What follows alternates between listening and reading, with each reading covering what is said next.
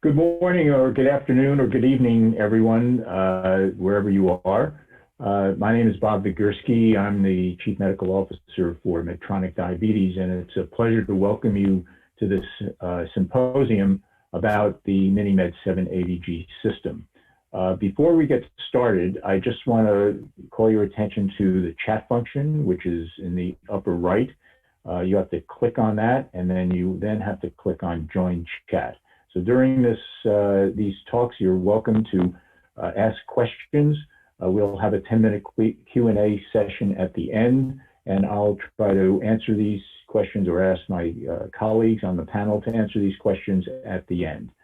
It's really a pleasure for me to invite Tadej Battelino. Professor Battelino is, many of you know, a leading endocrinologist and expert in diabetes technology in the world. And he's going to be talking about the need for technology. And then I will be talking about the clinical outcomes of the 3 studies that have been done with 780G. And following that, it's really a pleasure to have Jen Sherr, who has been one of the people who has participated in the trial of 780G and has some very interesting experiences of her own and of her subjects in this trial. So without further ado, let's get on to Dr. Battelino's talk, The Need for Technology.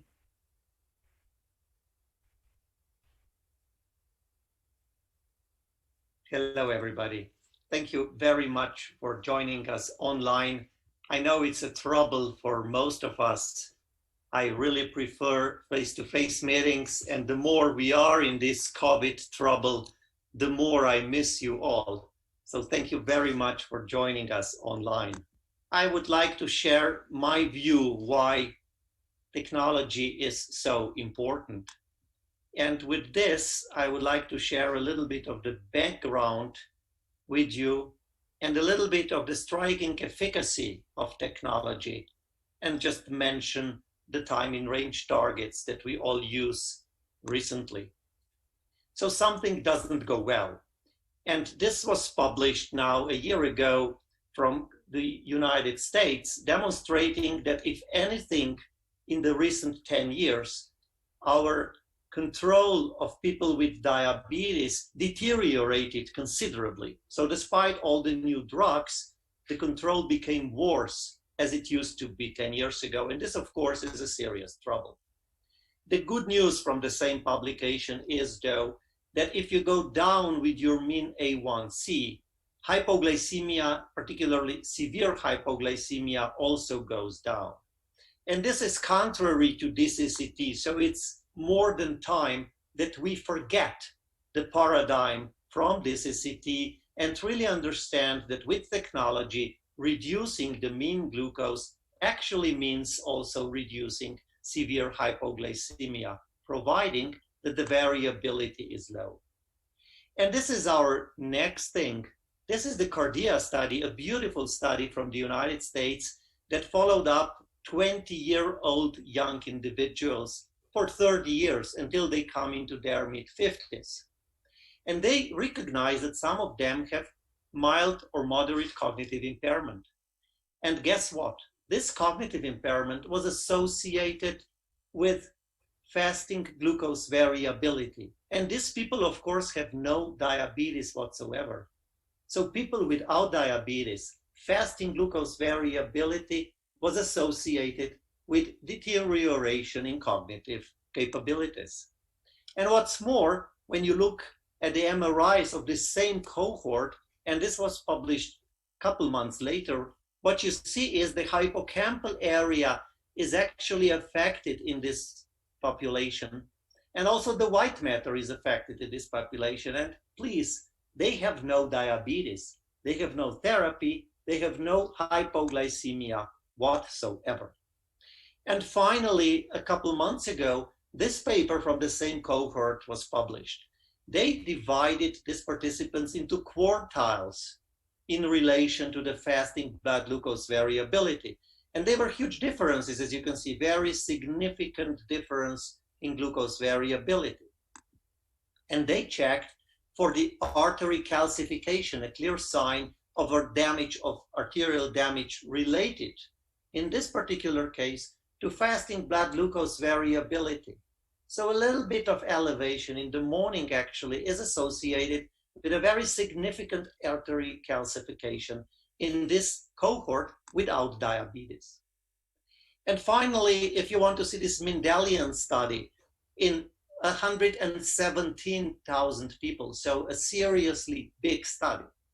When you look into the group that had random glucose measured in between 117 and 143, which is 6.5 to 7.9, a glucose that we usually recommend as acceptable to our people with diabetes.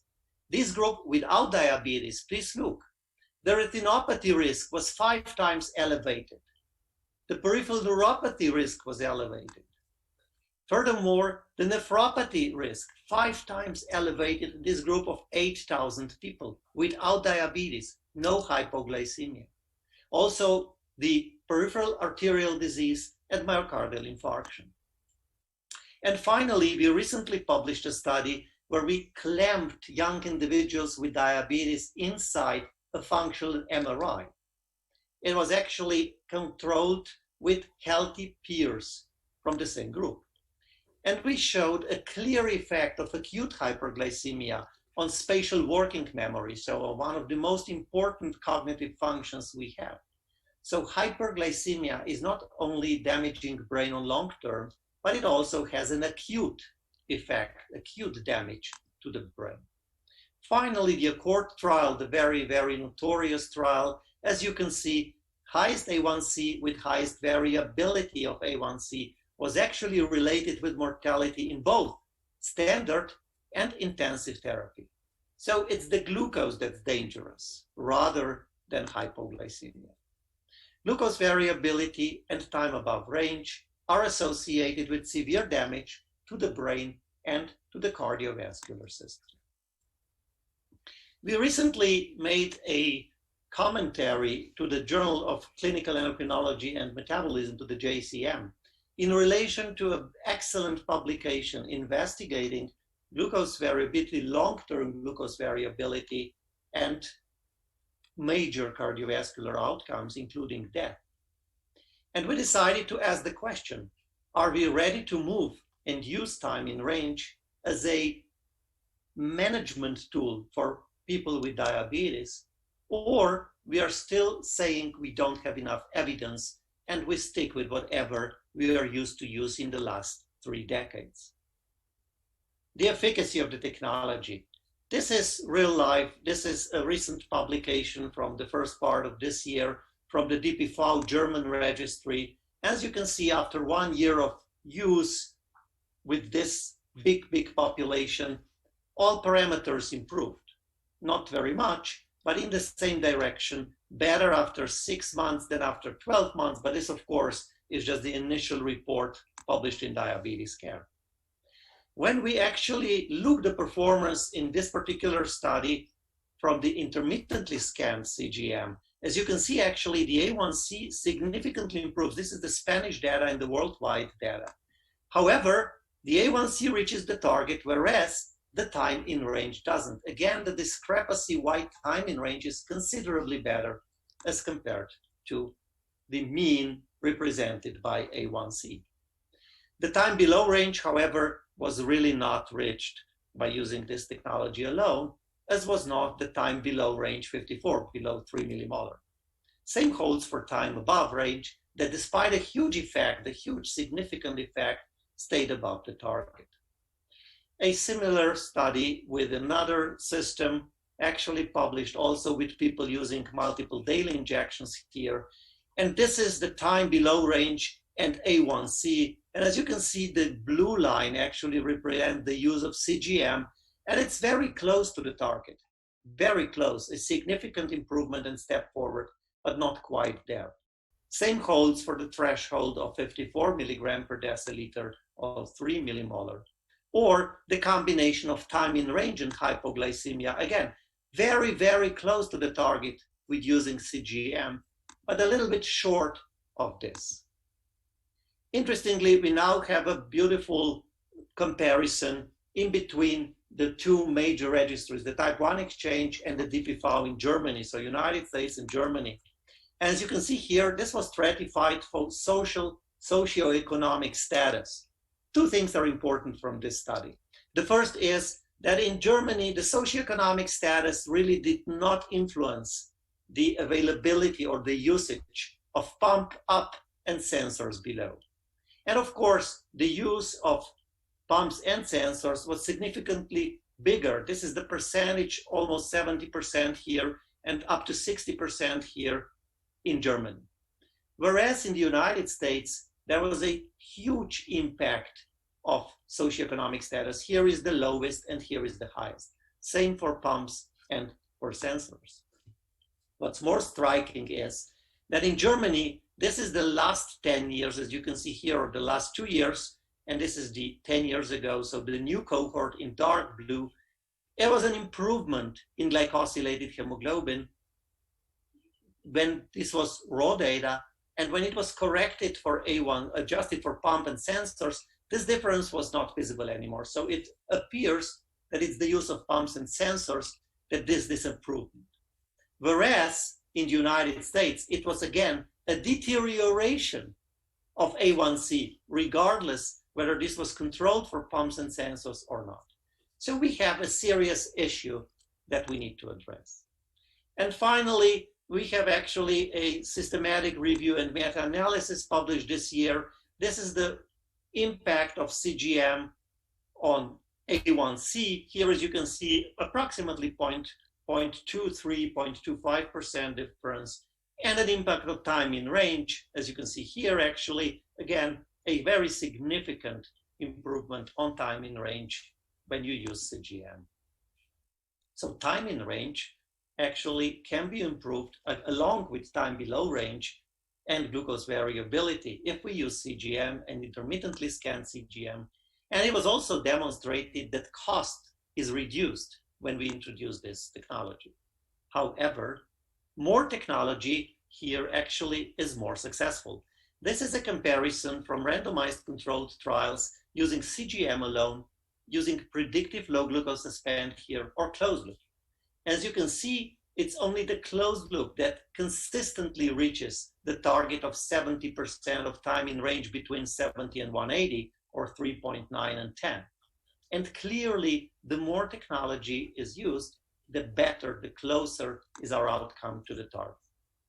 Finally, targets. As you know, these are our new targets, our management tool that we use, 70% of time in range between 70 and 180, or 3.9 and 10.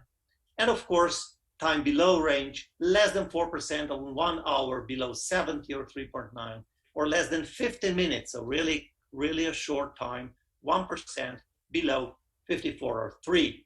And this is only modified if there are additional serious risk in individuals with diabetes.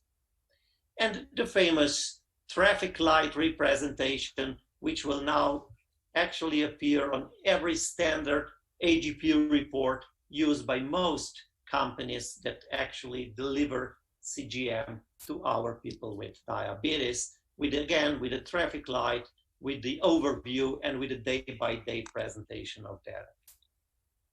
Two recent publications confirm the decision.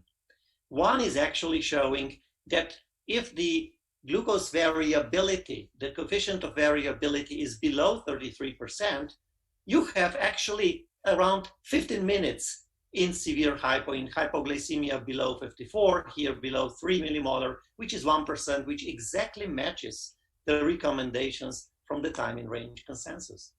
And the second trial from Harvard in the individuals older with type 1 diabetes, again, here the coefficient of variation 36 or below or above, as you can see here, huge difference in time below range, any range you'd take, but more importantly, an increase in time in range and a decrease in time below range associated with lower glucose variability.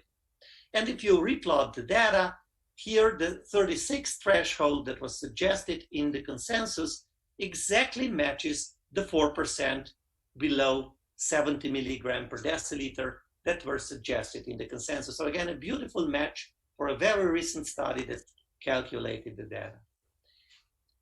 Professor Rich Bergenstahl and myself wrote a commentary demonstrating that if you have people with the same A1C, this group in this paper had the same A1C, 7.3, 7.3, just the difference in glucose variability, if it's lower, if it's within or below the recommended target, the time in range is very significantly higher and the time below range very significantly lower, which is the important confirmation from randomized controlled trials, from analysis of real data to support the decisions made by the consensus group. So during this era, stay healthy, go virtual, and use time in range as a management tool also associated with physical activity we are all probably lacking during these difficult COVID times. So let me propose to you a couple of conclusions. First, CGM and intermittently skinned CGM technology brings individuals with diabetes closer or very close to the targets for time in range and time below range. Evidence is mounting that time in range center diabetes management may really bring better outcomes, which is a very important message with the background of the deterioration in the last 10 years. Closed loop and advanced hybrid closed loop achieve highest time in range and lowest time below range percentages, so more technology is more successful. And most importantly, individuals with diabetes will now have a choice, will have an option that will fit their lifestyle, the type of diabetes, and their preferences best. With this, we all hope long-term outcomes will be improved, and particularly the burden of this disease may be a little bit lighter. With this, let me invite you to the ATTD conference, the 14th one next year. It may not be in February, but it will be in the first half of the next year, face to face. With this, thank you very much for your attention. This is my team. They have to work while I'll talk. Thank you for your kind attention.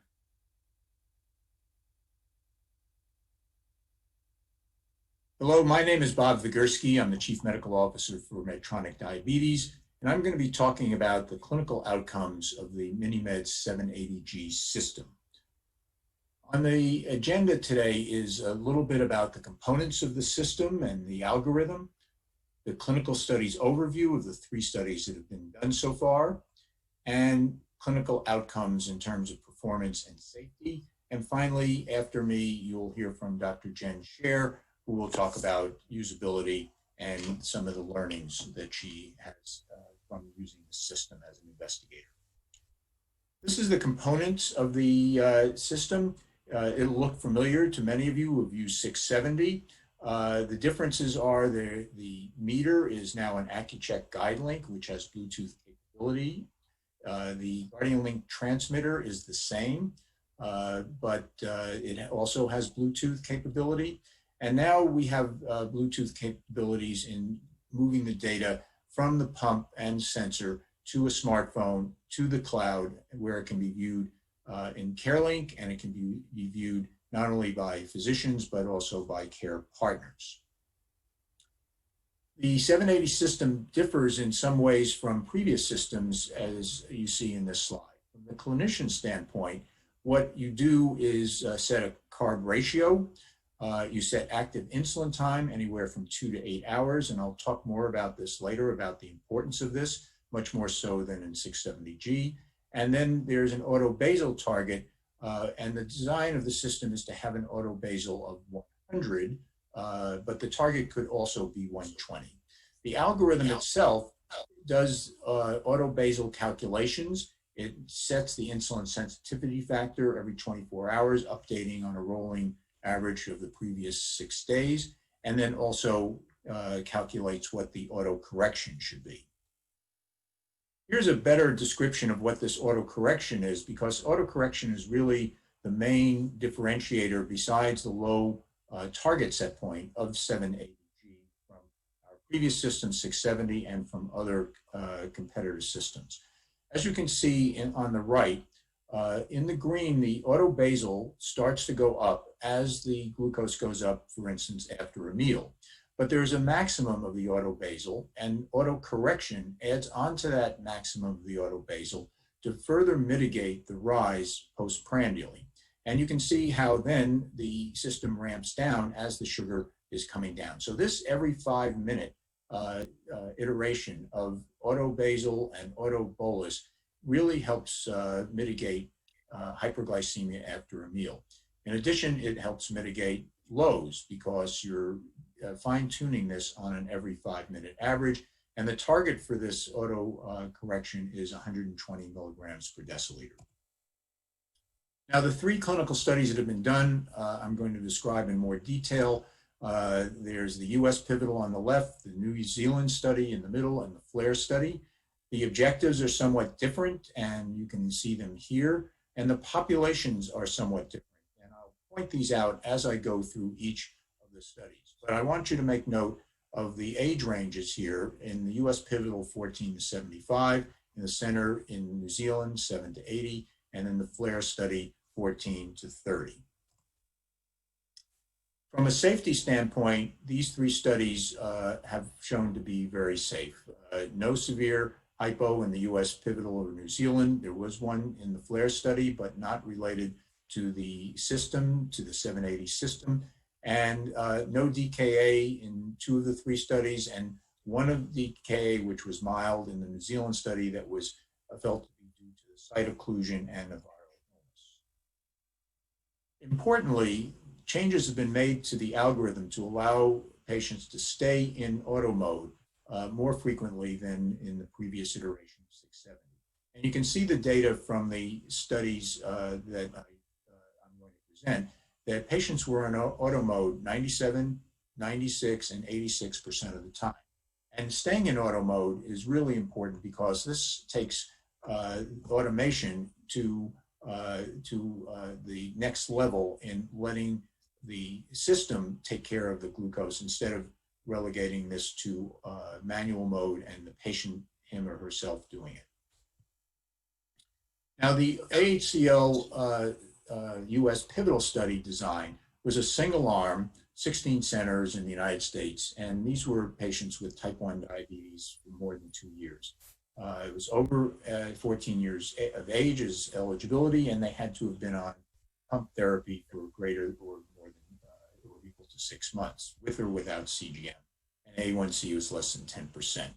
The primary glycemic endpoint was time and range, and the settings, as you see in the figure below, were randomized to 100 milligrams per deciliter in the first 45 days after auto mode was turned on, or 120 milligrams per deciliter in the second 45 days. And that way, we can study the effect of the target for this system quite nicely, and I'll show you the data for that shortly.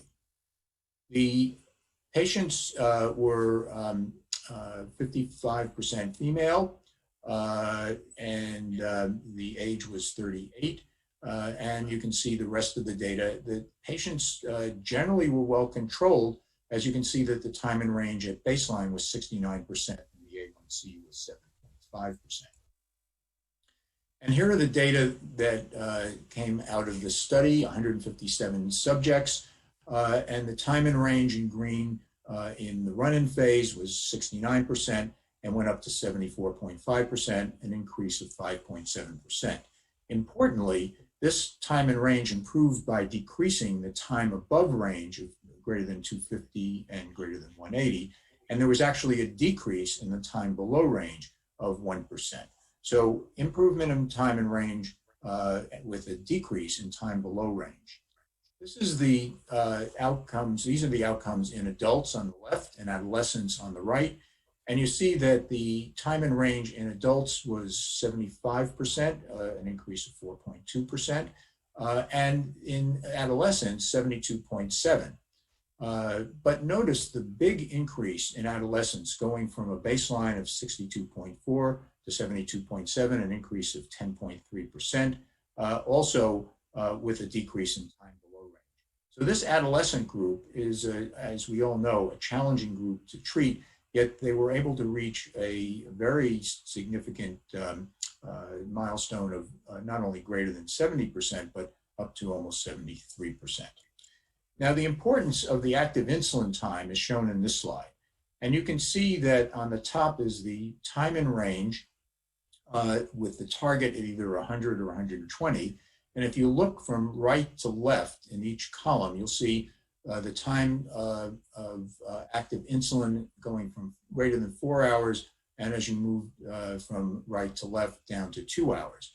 And by setting it at 2 hours, the time in range with a 100 milligram per deciliter set point is almost 79%. And interestingly, this same pattern is seen if the target set point is 120. So active insulin time really makes a difference. And we think this is because it's really not the physiologic active insulin time, but it's a setting in the algorithm that makes the algorithm think that the active insulin time is actually shorter, so it can be more aggressive in providing those auto corrections. Again, importantly, as you see in the section below, the time below range doesn't increase when you get that 2 hour active insulin time, either from either with the 100 or 120 milligram per deciliter set point. The slide here shows you a population distribution that I think is important to recognize. On the left is the A1C and the percent reaching the goal of 7%, which is 47% of the population. The GMI goes from 52% of the population up to 84% of the population if the settings are optimized, which is 100 milligram set point and 2 hours active insulin time. And the time in range goes from 45% reaching that goal of 70% up to 79% of the population reaching that goal of 70% with optimal settings in the system. Now, the next study is the New Zealand study. The design was quite different. It was a randomized crossover trial, and the control was PLGM, or predictive low glucose management. This was done in 2 centers in New Zealand, and you can see the criteria for inclusion on this slide, and the primary endpoint was also time in range. And here the target settings could vary between 120 and 100, but the active insulin time was 3 hours for the entire study. And this was a crossover study, 1 month in each of the arms, crossed over to the other arm. In this study, there were 58% female. You can see the age, a much younger average age of 23 and a half. These subjects were much less well controlled than in the pivotal trial. The time in range was 59%, and the HbA1c was a little higher at 7.6%. And here are the study results. The run-in on the left shows the 59% time in range that I mentioned just before. The PLGM stayed more or less the same during that phase of the trial, so about 58%. But when the system was turned on, AHCL got you up to 70.4%, a 12.5% increase in time in range. And if you look just at those who had the target setting of 100 milligrams per deciliter, it got up to 72%, or a 14.1% increase in time in range. And again, just as in the previous study, you see that the improvement in the time in range was not at the expense of increasing hypoglycemia, but rather by reducing the time above range. Now, the next slide, I think, is really interesting because it shows the essentially individualization by age cohort of the 2 groups. You can see, obviously, that overnight, in the pink, there's exquisite control getting down to that target set point of 100 milligrams per deciliter. But it's quite different during the day in the children 7 to 13 compared to the adolescents. And in the adolescents, you see, of course, that they're probably eating and snacking all day. So the reduction during the day is much more profound than it is in those who are younger, most likely because those younger subjects are being watched more closely by their parents. Now, the final study I want to discuss is the FLAIR study. This was an NIH-sponsored study, a randomized crossover trial, and actually the first to compare two closed-loop systems, in this case, the advanced hybrid closed-loop system, or 780, and the hybrid closed-loop HCL, which is 670. This was done in 7 centers in the US, Slovenia, Germany, and Israel. And you can see the entry criteria just below. And I think it's important to realize again that they took on a very challenging population of teenagers and young adults. And they actually, as you will see, achieved significant success. The primary endpoint here was time greater than 180 and time less than 54. In this study, this target was started at 120 and was reevaluated during the study. So there were no specific rules to lower the target to 100. It was at the investigator's discretion. And the active insulin time was 4 hours. And again, was decreased at the physician's judgment to 3 hours. It was a 3-month in each arm crossover between advanced hybrid closed loop, or 780, and hybrid closed loop, or 670. And again, the participants were 62% female. And you can see the time in range, again, similar to New Zealand, was low to start at 57%, with a higher A1C of 7.9%. And here are the results of the FLAIR study. The primary endpoint was greater than 180, and the run-in was 42%, improved with the 670 at 37%, and further improved to 34% with 780, or advanced hybrid closed loop. And on the right, you see all these improvements were not at the expense of increasing time below 4 milligrams per deciliter. Again, these are the outcomes of the time in range, time above and time below range. In the run-in, the 670 in the center and the 780 on the right. And you can see the 780 provided an extra 4% time in range and reducing the time above range. Comparing adolescents to young adults in this study, you can see that both groups improved and got to about the same time in range of 67% in each of those arms. The time in range, now you can see for all 3 studies, the US pivotal on the left, as you saw earlier, gets up to 78.8% with optimization of the settings. The New Zealand study, which optimized the target range of 100, but didn't optimize the active insulin time, got up to 72.6%. And then the FLAIR study, there was no optimization of either the target range or active insulin time, and that was time in range up to 67%. The time below range are shown here, and you can see that the time below range for each of these targets in each of these studies, and it's all low and below the target of less than 4%, time below 70. And finally, the outcomes of the 7 to 13-year-olds, we only have that for the New Zealand study, which was almost 67%. US pivotal trial is still ongoing in this 7 to 13-year-old group, and it was not evaluated in the FLAIR trial. So in conclusion, these are the take-home messages from these 3 studies. The AHCL system is demonstrated to be safe, as I described in terms of the adverse outcomes, 1 severe hypo and 1 mild DKA. It provided significant clinical improvements in both HbA1c and time in range. These improvements were observed in a broad population, even the most challenging ones like adolescents and young adults.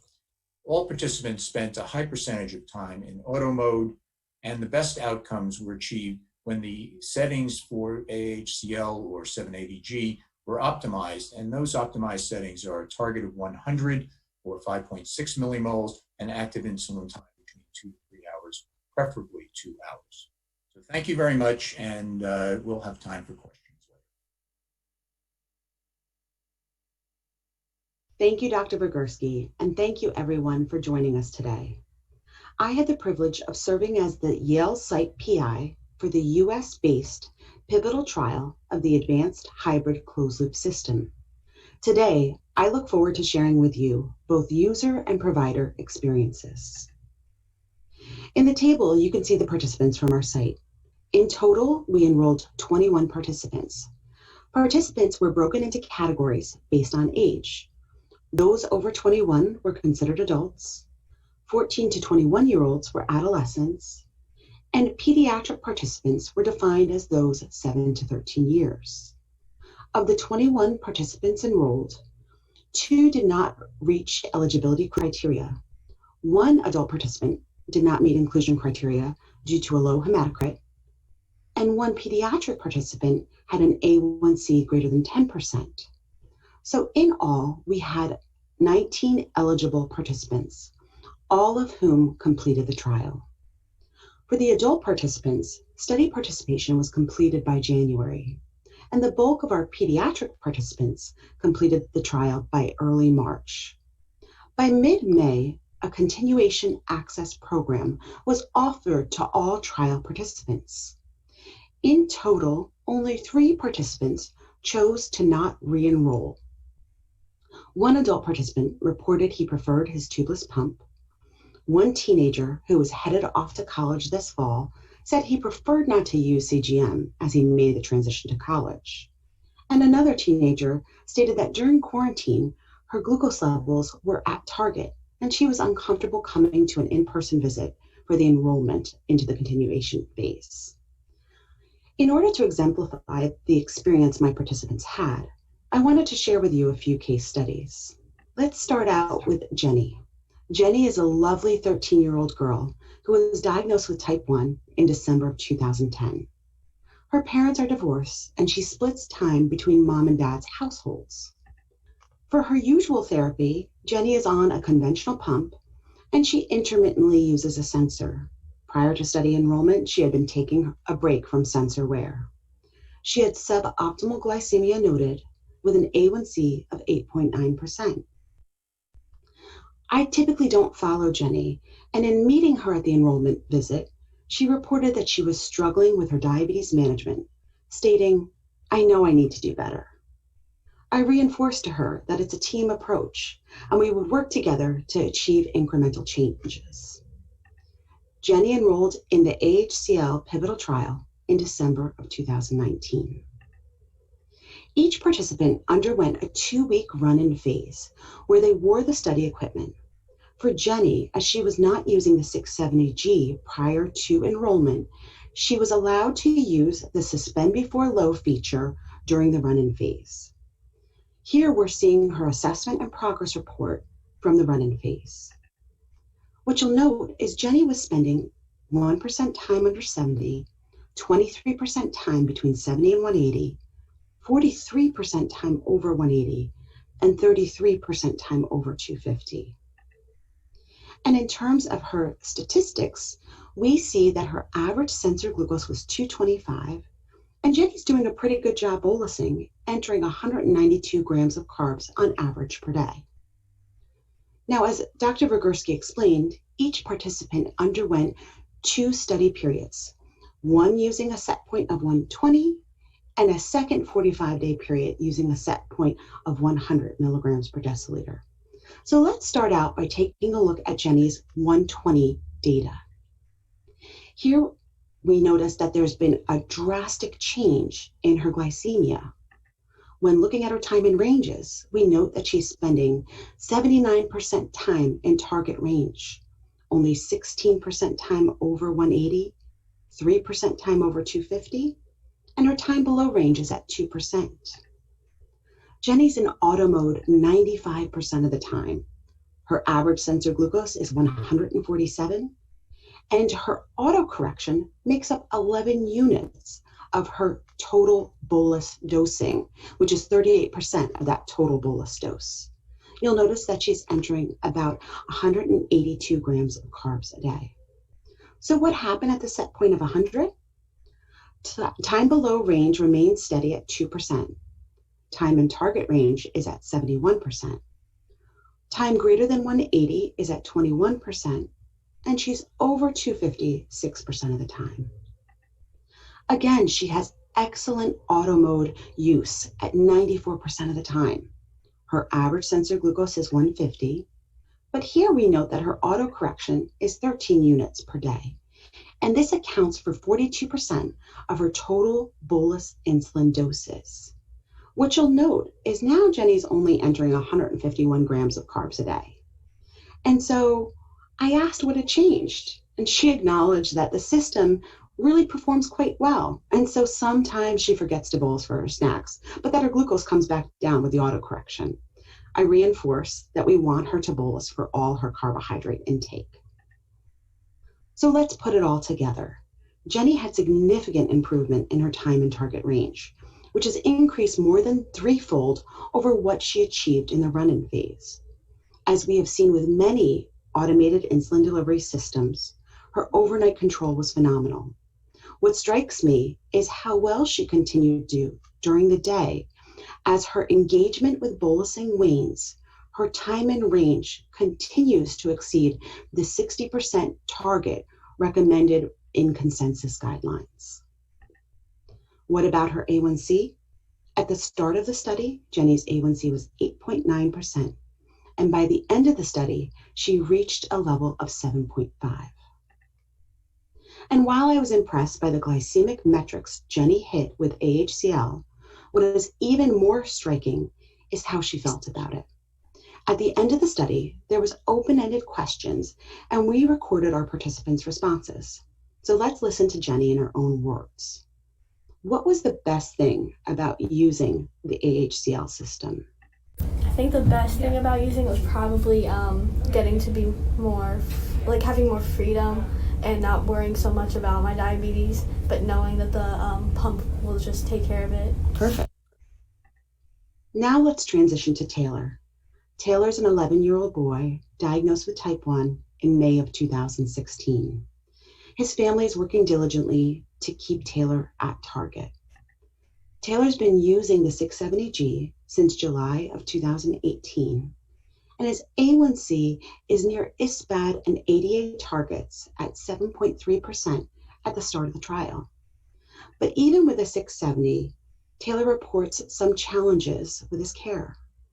Mom often wakes overnight to ensure Taylor remains in auto mode, and there's close communication with the school nurse to ensure Taylor remains in target while at school. He enrolled in the pivotal trial in October of 2019. Here we see Taylor's data from the run-in phase.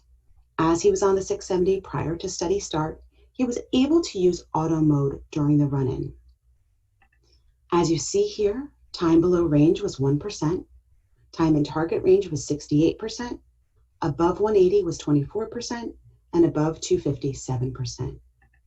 He's noted to be in auto mode 83% of the time, with an average sensor glucose of 157 and bolusing for 220 grams of carbs a day. Looking at what happened with the target of 120, we see that Taylor has 1% time under 70, 71% time in target range, 23% time over 180, and 5% over 250. Notably, Taylor's in auto mode 98% of the time. His average sensor glucose is 157. Auto correction accounts for 9 units a day, which is 41% of his total daily bolus doses. And he's noted to be bolusing for 260 grams of carbs a day. But when we think about it, this visit occurred immediately after the holidays. And so there was more carb consumption with holiday foods. So how did the holidays go for Taylor? Here we're looking at Christmas Eve and Christmas Day. On Christmas Eve, Taylor was in range 90% of the time, and on Christmas Day, he was in range 80% of the time. But then we took a closer look at the afternoon of Christmas Eve. And as you'll see here, we noticed that Taylor boluses for lunch around 1 o'clock, and then at about 2 o'clock, his sensor glucose starts rising. And if we take a look, we can see that there are these auto corrections kicking in as noted by the blue spiked lines. And his glucose eventually comes back down to target. Taylor reports that he actually snuck some cookies. And as his mom brought me a sample prior to the holidays, I can understand why he did so. But I remember that we discussed the fact that I ideally want him to bolus for all his carbs. What happened with the 100 milligram per deciliter target? Time below range was 2%. Time in target range was 71%. Time above 180 was 22%, and above 250, 5%. He was in auto mode 98% of the time. Average sensor glucose was 149, and auto correction accounted for 7 units, or 37% of his total bolus insulin doses. Here he was bolusing for roughly 258 grams of carbs. But the week prior to this visit, the family had reached out as Taylor had had a site failure in the middle of the night.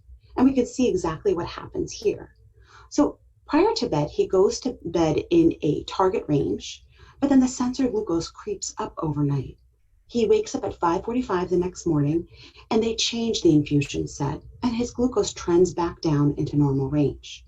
But when looking at the reports, we can see that there was frequent auto corrections occurring overnight, again represented by the blue lines here. And so it's possible that by looking at frequent auto corrections with no return to the target, we can potentially identify infusion set failures. So with Taylor, what we note is that he had a similar glycemic control with time and range increasing from 68% to 71%. And his A1C went from 7.3% at the start of the study to 7.2% by the trial's end. But all of this was accomplished with a lot less work. How did Taylor feel about the system? If you could, would you keep using it after the study? Yes. Why would you say? What are your reasons? It's easier to control the diet for my diabetes. Okay. And what about his mother's feedback? I think it was great. Nighttime control was much improved, even over the regular 670G that he currently uses. Perfect.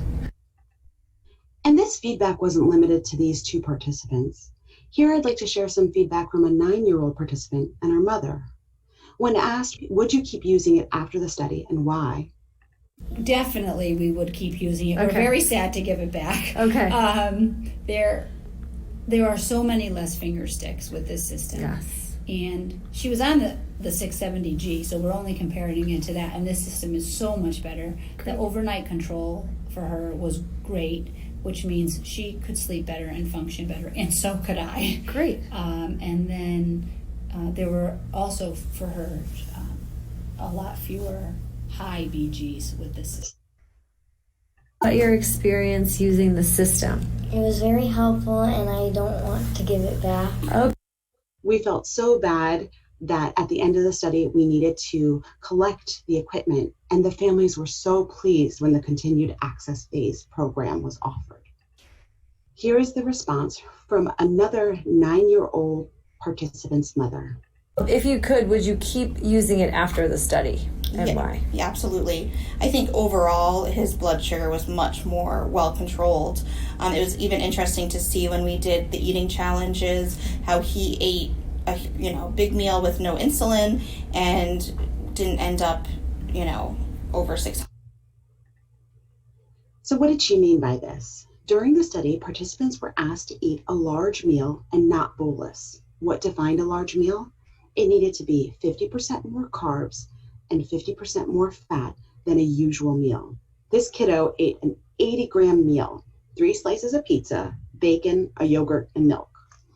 At the start of the challenge, his glucose was 167. At the 2-hour check, he was 246. By the 4-hour check, he was 250. And how is this possible? As you can see here, those blue lines indicate the frequent autocorrections he's receiving. Notably, this participant waited to do the meal challenge just prior to that change in the system target. And so he had a 9:45 visit where we changed to the system target down to 100. Finally, let's listen to a 12-year-old participant's perspective. What was the best thing about using the advanced hybrid closed loop system? By making my sugar better, keeping my sugar better. Perfect. Not too high or not too low. Great. Would you keep using it after the study? Yes. And why? What are your reasons? Because my A1C was really bad, and I can tell by using this pump it's making my sugar and A1C better. Perfect. It was really heartening to hear this child have improvement in her glycemia and be more engaged with her care. So now I'd like to share our team's perspective in using the system. When onboarding users who were previously on a MiniMed 670G, participants frequently commented on a few features. Even just with the study equipment, looking at it in manual mode delivery, they noticed there's no lock screen. They were so excited about this. There were shortcuts to show the time and range on the main screen so they could trend how they were doing. They were surprised to find they didn't have to say yes to calibrate. They could just test their glucose levels and an automatic calibration was performed. And the fact that sensored glucose levels were pre-populated in the bolus screen saved time for participants as they were bolusing for carbs or for high blood sugars. In auto mode, they noted it's so much easier to remain in auto mode. Many found the lower target felt better, and this has been implemented for our participants in the continued access phase, choosing the 100 milligram per deciliter target. Being able to give a correction and have it target 120 meant improved glycemia, and participants found the auto corrections to be incredibly helpful. What about onboarding of participants using other therapies? The education really focused on the sensor calibration and how to use the sensor. There was really little talk about the AHCL algorithm. It made so much sense to the participants. In terms of the system settings, the active insulin time for our clinic standards is to use 2 to 3 hours. So little change in active insulin time was needed for our participants. However, in regards to the insulin to carbohydrate ratio, we noted we often needed to make these more aggressive following initiation of auto mode. So what was the role of the study team with initiation of AHCL? We found that insulin to carbohydrate ratios may need to be made more aggressive, and typically we didn't need to change the active insulin time. Study visits primarily focused on participants' behaviors, focusing in on having participants bolus for meals, ideally prior to them eating, reviewing that they should not overtreat their lows, and reminding them to rotate their infusion sites. With time saved for making adjustments, conversations focused on the new sports season or after March, the pandemic. It's also important to note that commercial devices will further alleviate burdens for users, families, and providers. This is due to the fact that these devices are Bluetooth enabled, allowing for automatic uploads and viewing of data on mobile devices through the use of a user and care partner app. So as the AHCL system becomes commercially available in the United States, our goal will be to set a target to 100, to continue use of active insulin time between 2 and 3 hours, to consider making insulin to carbohydrate ratios more aggressive as needed, and to remember to update manual mode correction factor and basals at follow-up visits. We'll continue to remind persons with diabetes and their families to bolus for all carbohydrate intake, to not overtreat lows, and if they see frequent auto corrections, to consider changing that infusion set and checking for ketones. I'd like to thank all the participants in the trial, and especially the participants from my site, to recognize the members of the Yale Pediatric Diabetes Research Team, and call special attention to the phenomenal group who work for me on this project, who are pictured here. Thank you so much for your time, and now we'll transition to a panel and take your questions.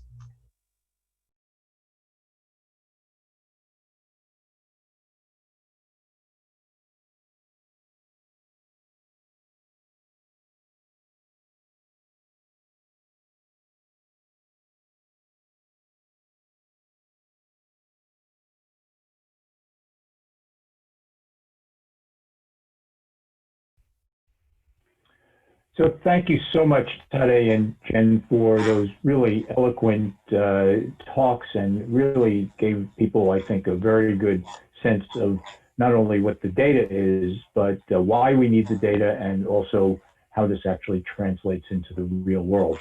I would say your eloquence of both of you was only exceeded by the patients when they were speaking about how they love the system, and gave me goosebumps. I don't know about everyone else. There are a few questions that have come in on the chat line, and one of them I'll just use. The first one was actually addressed to me about whether or not the Sherr function was used during the trials or the FLAIR trial, and the answer is no. And the reason is because the version of the system that was used in the trials was not Bluetooth enabled. The commercial version of the device 780 will be Bluetooth enabled, so you can have the Sherr function. So I wanted to ask Tadej something that I think everybody, particularly in this audience, may have a question about, and that has to do with the time and range goals for pediatric patients. In the consensus guideline, it talked about reducing the time and range goal to 60% if the A1C goal was less than 7.5.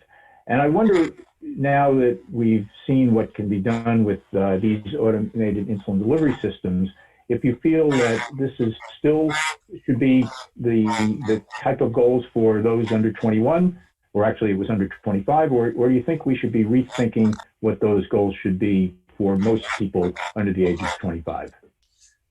Bob, thank you very much for this important question. I hope you don't intend to start an over-the-pond war on this. So I think in this part of the world, we are pretty much unified, actually, that the goal for children should be the same as the goal for anyone with diabetes. We are really very much against discriminating children. So I believe that particularly with the advanced hybrid closed loop and the results we have, even in the most interesting populations like adolescents around the world, I strongly believe, and I hope many from ISPAD will stand with me, that the goal of A1C of below 7%, which is a goal that we will likely forget in the foreseeable future, but a goal of 70% of time in range between 70 and 180 is an achievable goal with the modern technology. And particularly the goal of time below range with it actually will give us the results that we want. So I strongly suggest that we join all our forces to give children and adolescents the same goals and the same opportunity to stay well after years of having diabetes. Thanks. That's what I was hoping you would say, but thanks for saying it. Jen, do you have any comments about that? Since having you on this panel may give it, because you're from the U.S. and practice pediatrics primarily. Do you feel the same? So I absolutely agree. I 100% agree, but I think so much of the way I have to manage things is meeting patients where they're at. So if we're starting with a time in range of 23%, I'm going to suggest a 5% increase is going to be clinically significant. And I'm going to cheer on every 5% increase. And I'm going to say, let's get you to 60%. And then once I get you there, I'm going to get you to 70%. So I'm very much a positive feedback person. And I want to slowly get you to my target of 70%, but I want to recognize your triumphs along the way. Yeah, thank you. So let me answer a question that was directed, I think, to me, and that was about the minimum daily dose, or total daily dose in this system. And the question was it still 8 units a day like it is in 670? And the answer is yes.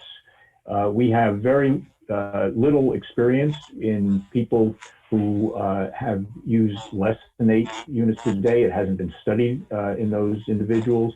And until we do, I think that has to be the limit that we all adhere to. Jen, let me ask you maybe a provocative question about, and this relates to what Jenny was saying. Are we going to stop recommending that patients carb count since they can get pretty good results without doing anything? And is that going to be happening more and more? And how do you try to convince someone like her that even without bolusing, that's still not good enough?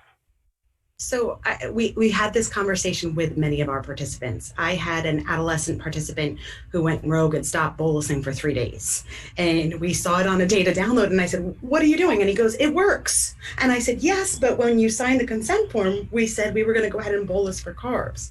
And so I think, the way that I've structured things is talking about the duration of the excursion that can occur when you give a bolus upfront versus allowing the autocorrection to work over time.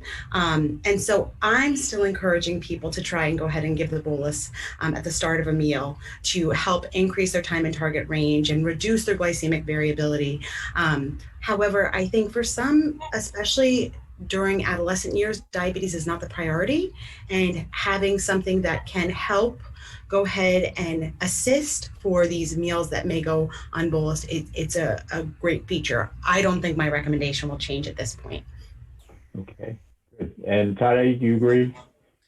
Sure. I mean, I'm so glad we are so unified in ISPAD.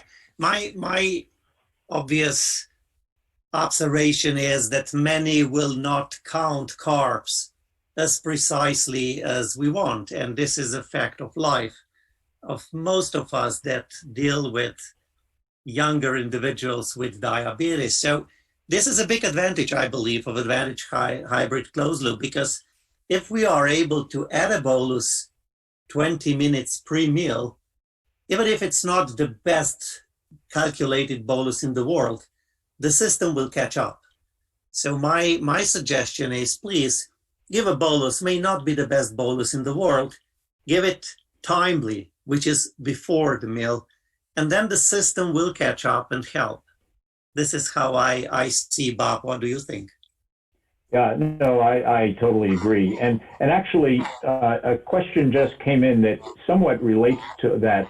And it questions whether or not studies are being done with the ultra-rapid acting insulins such as Fiasp and Lumjev. And the answer is yes. We've already started to do these kinds of studies, and they will be really very interesting to see how much additional benefit we get, particularly in the situations where people aren't bolusing ahead of time, and can these very rapid acting insulins actually help those individuals. We have another question, Jen, to you about how many finger sticks your subjects did per day. I don't know if you know that off the top of your head, but you might. So thankfully, with the Zoom chat, I could see that question come in, and I looked up both Jenny and Taylor's reports. Jenny was doing 2.3 calibrations at the 120 set point, I can't remember the exact number, but it was just slightly above 2 during the 100 set point. For Taylor, he was doing 3 to 4 per day. And so I think it really depends on the participant. Most of them, I feel like, really came in at just above 2 to 3. There wasn't the need for a lot of additional finger sticks to remain in automation. Yeah, great. Can I just add here a provocative question to you, Bob? Yeah. Do you want to tell the audience if Medtronic is planning to have a sensor that does not need calibration? The answer is yes, and we've done the trial, and we hope that we will get regulatory approval in the near future. So that's now we all know that even with a no calibration sensor, you still may want to check blood glucose from time to time, particularly when the symptoms don't match what the sensor is saying. So we're almost at time, and I had a question for you, Tadej, to talk about provocative, was about, should we be reconsidering our diagnostic criteria for diabetes given all the adverse or complications we're seeing in these normal populations? I actually guess so, and it's very interesting what you're saying, because there is a Inodia publicly funded program. It's actually a publicly and privately merged funding of this Inodia program in Europe, and that we are enrolling also relatives of individuals with type 1 diabetes, and part of it is CGM. So those relatives that are positive and may likely become, diabetic in the near future actually wear CGM. And indeed, actually, we do see that there are excursions and there is time above range actually in this individual. So I would imagine that not so far from now, every healthy, or if you want to say apparently healthy individual, may have a checkup with a sensor to make sure that the time above range is not excessive, because eventually we all have a little bit of time above range, particularly with the croissant and apple juice in the morning. Mm-hmm. So I think you're right. We may see times not so far away from now when people apparently healthy will have checkups with CGM to see whether their time in range is appropriate for what is currently considered healthy population, or it's above this and they are at increased risk for cognitive impairment, for cardiovascular impairment, for renal impairment, and so on. Yeah, thank you. I totally agree. This last question very quickly, and then I think we're probably at time or maybe even over time, about whether or not the increased insulin administration with these autocorrections could promote excess weight gain. And I think I'll answer that and say that yes, it certainly could, and that's why we can't abandon our counseling patients about all the basics that we know should be applied to healthy individuals, individuals who have diabetes. It's, the more you eat, the fatter you're going to get, and we certainly have great experience with that around the world.